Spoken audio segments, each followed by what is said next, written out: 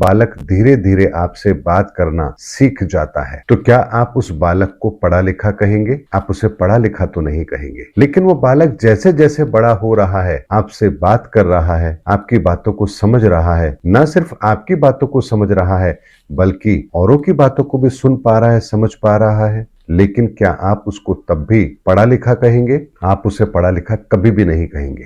और ऐसे व्यक्ति के लिए आप क्या शब्द प्रयोग करते हैं? अनपढ़। तो अनपढ़ और पढ़े लिखे में फिर फर्क क्या है? वो भी तो आपसे बात कर रहा है, वो भी लेन देन करता है, व्यवहार करता है, फिर एक अनपढ़ और पढ़े लिखे में फर्क क्या है? जानते हैं सनातनी, इस भेद को समझेंगे तो आप उस अनंत को सीमित करके समझने में कामयाब जरूर हो जाएंगे।